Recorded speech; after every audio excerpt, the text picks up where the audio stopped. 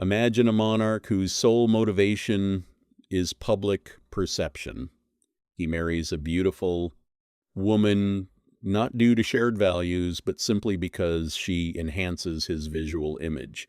He governs his realm identically, prioritizing popular applause over the authentic welfare of his citizens. Whenever praise arrives, he misinterprets it as a confirmation of his righteousness. This dynamic reflects a deeper psychological reality.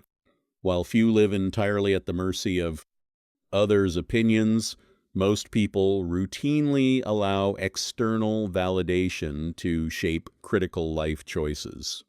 According to the 19th century philosopher Arthur Schopenhauer, this dependency is a toxic path that ultimately compromises human happiness.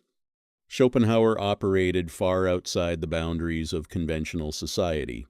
He remained unmarried, childless, and deliberately isolated from mainstream social circles, living in a modest apartment with his poodle, Atman, whose non-judgmental company he preferred over human interaction. Schopenhauer maintained an objective view of human behavior.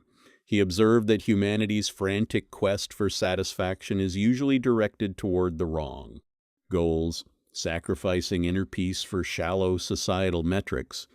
In his essay, The Wisdom of Life, Schopenhauer references Aristotle's classic division of human blessings, categorizing life into three distinct dimensions: what a person is. This encompasses internal attributes such as health, intelligence, moral, character, emotional resilience, and education. What a person has. This refers to material wealth, assets, and personal property. How a person stands in the estimation of others.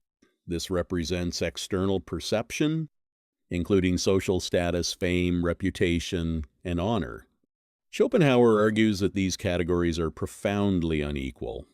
The primary foundation of genuine contentment is entirely internal. Our cognitive health and emotional disposition shape the lens through which we experience reality. Material possessions are only valuable up to the point of satisfying basic survival needs.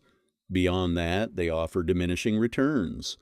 A person of modest means can enjoy immense peace, while a wealthy individual often suffers in chronic emotional stagnation. The least valuable source of happiness is social reputation. Despite its superficial nature, human beings routinely invert the natural order of existence.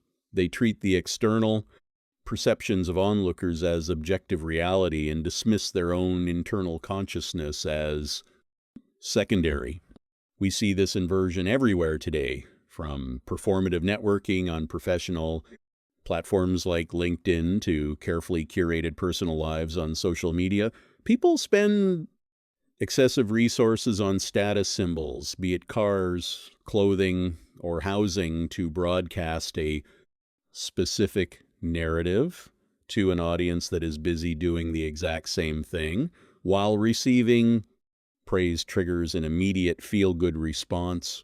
Relying on it forces us to constantly adapt our behaviors to the fickle preferences of the crowd. When life transforms into a continuous performance for external validation, you systematically trade your authentic identity, internal morals, and personal passions for public approval.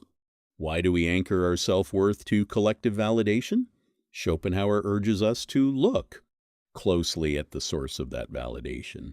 Outside of specialized expert insights or the views of a trusted inner circle, the baseline of public opinion is notoriously volatile and shallow. Daily, human discourse is saturated with unverified assumptions, reactionary emotional outbursts, and superficial metrics. Modern digital platforms amplify this behavior, demonstrating how malicious people can become when shielded by anonymity.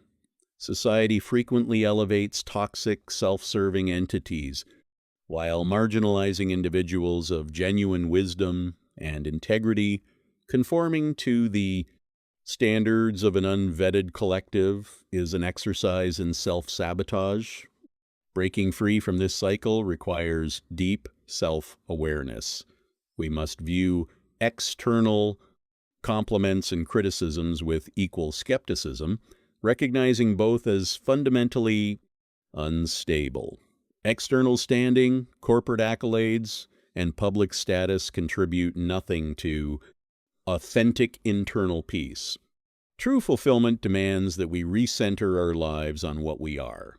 This means choosing relationships out of genuine connection rather than status, pursuing career paths rooted in authentic curiosity rather than prestige, and living a life shaped by personal values instead of the expectations of an audience.